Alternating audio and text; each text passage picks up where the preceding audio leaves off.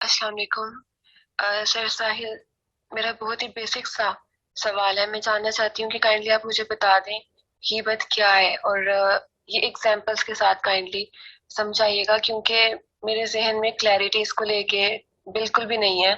اکثر سننے میں آتا ہے کہ جو فیکٹس آپ کو بتائے جاتے ہیں وہ غیبت نہیں ہوتی، لیکن وہ فیکٹس سن کے بتا کے بھی آپ ایزی نہیں ہوتے اینڈ آپ کے ضمیر کو سکون نہیں ہوتا. اور مجھے ایسے لگتا ہے کہ زندگی کے بہت سے ایسی جرنیز ہیں، لائک ایموشنل بیلنس یا پازیٹیو تھنکنگ، کہ جن کا آغاز ہی نہیں ہو سکتا اس بیڈ ہیبٹ کو چھوڑے بغیر. تو کائنڈلی یہ مجھے سمجھا دیں. تھینک یو سو مچ.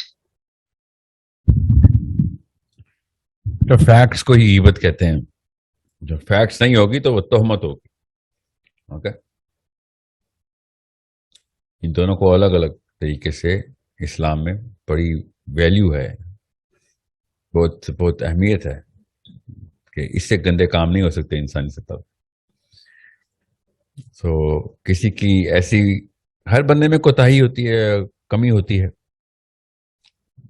تھوڑا سا برا ہر انسان ہوتا ہے. کئی لوگ تو بہت زیادہ برے ہوتے ہیں مجھ جیسے. تو اگر میری عدم موجودگی میں میری برائی کر دی جائے گی نا کہیں پہ، تو اگر اور وہ فیکچوئل ہوگی، وہ میری اندر برائی ایگزسٹ بھی کرتی ہوگی، تو اس سے ہوگا کیا؟ اس سے دماغ کا جو حصہ ہم نا بیسکلی خطرے کے لیے تیار کیے گئے ہیں. اللہ تعالیٰ نے نا سب سے پہلے انتظام کیا تھا خطرے سے بچنے کا انسان کو. تو ہمارا جو پرائمل برین ہے نا، اس کو پریمیٹیو برین جسے کہتے ہیں نا، دا ریپٹیلین برین، وہ بیسکلی ڈائریکٹ لمبک سسٹم کے اندر دو ایسے عضو ہیں ہمارے دماغ کے اندر لگے ہوئے کہ جو صرف اور صرف خطرے کی گھنٹی بجاتے رہتے ہیں ہر وقت.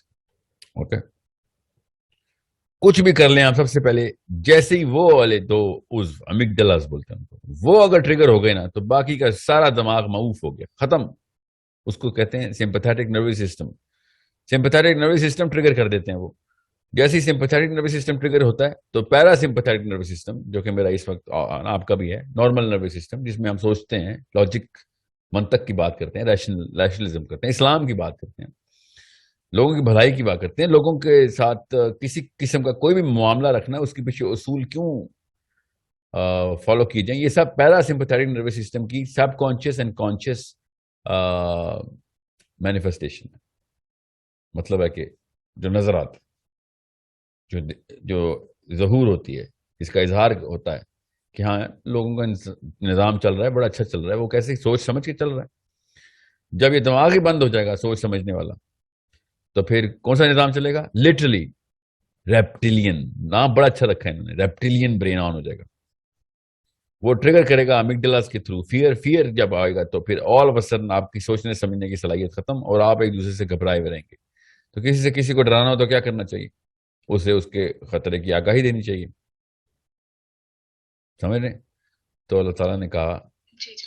اللہ تعالیٰ نے کہا کہ جب کوئی بندہ موجود نہ ہو تو مفت میں اس کے خطرے کی آگاہیاں نہ دینا شروع کرو، جب تک کہ کوئی ایسا معاملہ نہ ہو رہا ہو کہ جس میں کوئی فار ایگزامپل ڈائریکٹ نقصان ہونا ہو. آپ کو ڈائریکٹ نقصان سے بچانے لگیں آپ، کہ آپ نے شادی کرنی ہے اس لڑکے سے، اس کی غیبت کرنا ضروری ہے. ٹھیک ہے، بزنس کرنے لگے ہیں تو میں اس کا فیکٹس بتاؤں گا، غیبت کرنا ضروری ہے. کوئی پولیٹیکل ذمہ داری آنے لگی ہے، اس کی غیبت کرنا ضروری ہے. لوگوں کا ذمہ دار لگا، لیڈرشپ میں ڈال لگے ہیں، غیبت کرنا ضروری ہے اس کا. مگر یہ دو تین کام ایسے نہیں ہیں اور آپ نے لوگوں کی غیبتیں شروع کر دی ہیں، تو کیا کریں گے آپ؟ پورے کے پورے انسانوں کو، جھنڈ کو جانور بنا دیا آپ نے. کس کے خلاف؟ اس ایک بندے کے خلاف. جانور کیوں؟ اب وہ ریپٹیلین برین، فیئر رسپانس کریٹ کریں گے لوگ خالی اس، اور فیئر کا رسپانس ٹرمپ کر دیتا ہے باقی کے تمام تر رسپانسز کو. میرے اندر ہزار برائیاں ہوں گی تو کوئی اچھائی بھی تو ہوگی ایک میرے اندر. مطلب محاورے کے طور پہ کہہ رہا ہوں، میرے اندر ہے کوئی نہیں، لگتا تو نہیں، نظر نہیں آ رہی آج کل بالکل بھی، اللہ ہی بچائے. سو اگر کوئی ایک اچھائی ہوئی بھی تو وہ کوئی دیکھے گا ہی نہیں، اور کوئی دیکھے گا نہیں، بھلائی کا عنصر ختم ہو جائے گا. میرے بارے میں بھلائی کا عنصر ختم.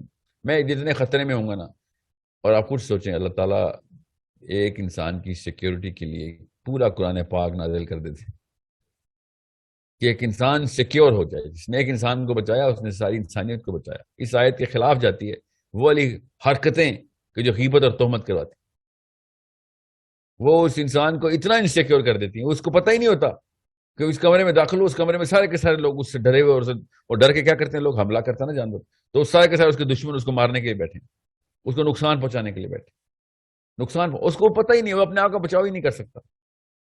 اگر میری برائی فیکچوئل میرے سامنے کی جائے، یہ تہمت لگائی جائے جو کہ بالکل، تو میں کلیئر کروں، اور اگر فیکچوئل ہے تو بتاؤں کہ okay let me give me the constructive feedback, I fix it, یا یہ وجہ تھی اس وجہ سے میں ایسے حرکتیں کرتا ہوں، میری سائڈ آف دا اسٹوری بھی سن لو۔ مگر نہیں، نہیں، بالکل نہیں۔ آپ کو میں بتا رہا ہوں تجربے سے، جتنے بھی یہ گروہ اکٹھے ہوتے ہیں نا پیسوں کے نام پہ، جسے ہم کہتے ہیں کمپنی میں جاب کرتا ہے، پیسوں کے نام پہ گروہ اکٹھے ہوئے ہیں نا، اور پیسے کیسے کیا کام آتا ہے، بچوں کا دودھ چینی چاول آتا ہے، ہر کوئی نوکری اپنے بچوں کے لیے، اس بندے کے بچوں کے بیسک نان نفقے کے اوپر حملہ کر دیتے ہیں، کیفیٹیریا میں بیٹھے اسی کی بات کر کے۔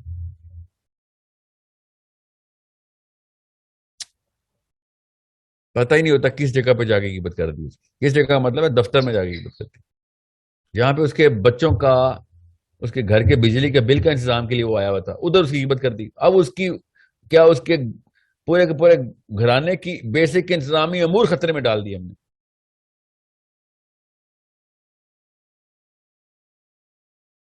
کھلے عام غیبت، مطلب کھلے عام کا مطلب ہے سب کے سامنے غیبت، سب کے سامنے فاحش قسم کی حرکتیں تو نہیں کر سکتے، کیوں؟ کیونکہ لوگوں کو نظر آ رہا ہے، اصول پتہ ہیں، نقصانات پتہ ہیں۔ اس کے نقصانات کیوں نہیں پتہ ہمیں؟ کیونکہ ہمیں اس کی سائنس نہیں سمجھ آتی۔ سو غیبت از کسی کی چلتے چلتے ٹانگیں کاٹ دی جائے نا، چلتے چلتے جس طریقے سے وہ لاچار ہو جاتا ہے نا، بالکل اسی طریقے سے غیبت اس بندے کو لاچار کر دیتی ہے، اور وہ کسی کام کا نہیں رہتا، پوری اس کے اپنے لوگ ہی اس کے دشمن کرنے کی اس سے خوبصورت سازش کوئی نہیں کر سکتا۔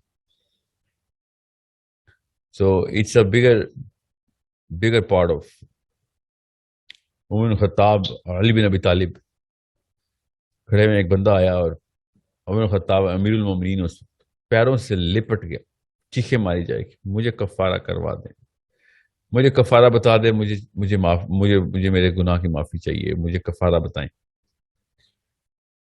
صحابہ اکرام نے دیکھا ہے کون ہے، کیا چاہتا ہے، اس طرح چیخیں مار کے پھوٹ پھوٹ کے رو رہا ہے۔ عمر خطاب نے اس کے کندھوں کو پکڑا، اٹھایا، کہتے کیا کر رہا ہے؟ کہتے اس بندے نے کہا کہ یا امیر المومنین زنا ہو گیا میرے سے۔ عمر بن خطاب نے ماتھے پہ ہاتھ رکھا، کہا کہ بدبخت، رات تو نے ایسے دیا تھا، رو تو ایسے رہا تھا جیسے کہ تو غیبت کر کے آ گیا۔ آپ کو پتا کیا ہے کہ غیبت کا اللہ تعالیٰ نے صحابہ کو کس طریقے سے نبی اسلام نے ٹرین کیا تھا، کہ غیبت کو دیکھنا کیسے غیبت کو، اور ہماری امی ابو نے کیا ٹریننگ دی، ہم سب کو پتا کہ غیبت کو کیسے دیکھنا۔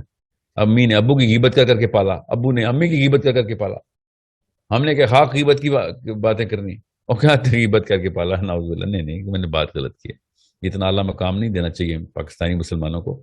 تہمتیں لگا کے امی ابو کی اور ابو امی کے اوپر تہمتیں لگا کے پالتے، غیبت تو پھر اعلیٰ لیول، اعلیٰ درجے کے پاکستانی مسلمان کر رہے ہیں۔ اردو میں بات کر رہا ہوں اس لیے پاکستانی بولتا ہوں، دنیا کا کوئی مسلمان بچہ نہیں ہوا اس سے۔ سوچیں ایک صحابی کے اوپر کیا گزرے گی اگر صحابی ہمارے علاقے سے گزر بیٹھے، ایک کپ چائے پی لے ہمارے ساتھ بیٹھ کے، صحابی کسی ایک ڈھابے پہ، کھوکے پہ، ریسٹورنٹ میں، کسی ایک بیٹھک میں آ کے بیٹھ جائے، 5-7 سیکنڈ کے اندر ہی اس کی آنکھیں، اس صحابی کی آنکھیں پتھر ہو جائیں، کھیرا ہو جائیں کہ یہ کیا کرتے ہو تم لوگ، مطلب پہلے نوالے سے لے کے آخری نوالے تک جدھر بھی مجھے کھانے میں بلائے ہو، اپنے بھائی ذبح کر کے کھلاتے رہو، اپنے بھائیوں کا گوشت کھاتے رہتے ہو، ایک ہی مینیو ہے تمہاری، بس ایک ہی مینیو، ہر گھر میں وہی مینیو ہے کہ بس کیا کھاؤ گے آج، بھائی کا گوشت کھائیں گے۔ ایسے حرام کے اوپر پلنے، حرام خوری کا مطلب بھائی کا گوشت کھانا حرام ہے نا، تو پھر باقی کے کام تو خراب ہونے ہی ہیں ہمارے، تو وہی ہو رہے ہمارے اوپر۔ یہ دیکھیں 70 سال سے کس قسم کے لوگ نافذ ہو کے بیٹھتے ہیں،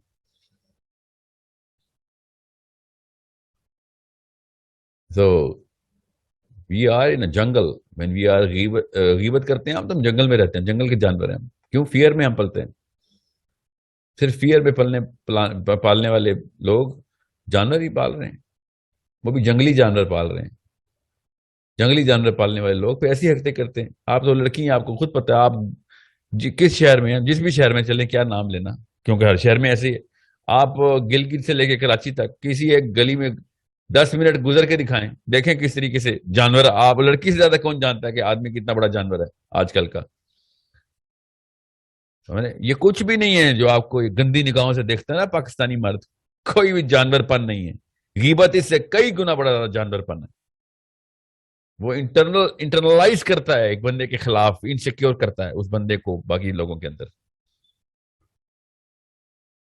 لڑکیوں کو میں ڈائریکٹ بتا رہا ہوں یہ بات, لڑکیوں کی جو کہ اپنے آپ کو انسیکیور سمجھتی ہیں نا, مردوں کے دوران واک گزر رہی ہیں, دفتر جا رہی ہیں, بازار جا رہی ہیں, آپ کو پتا, آپ سے بہتر کون جانتا ہے کس طریقے سے جانوروں کو دیکھنا ہے یا جانور کس طریقے سے آپ کو دیکھتے ہیں.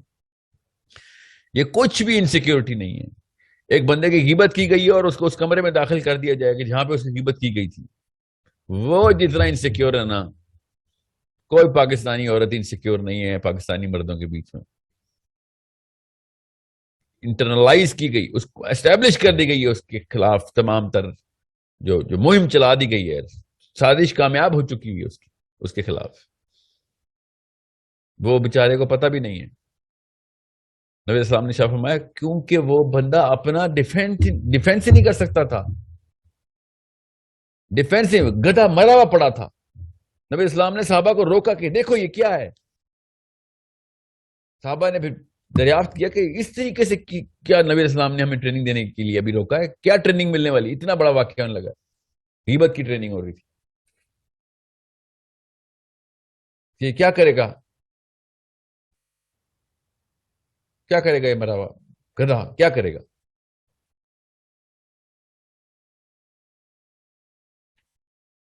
So it's a science that you need to understand of how deep rooted this problem is.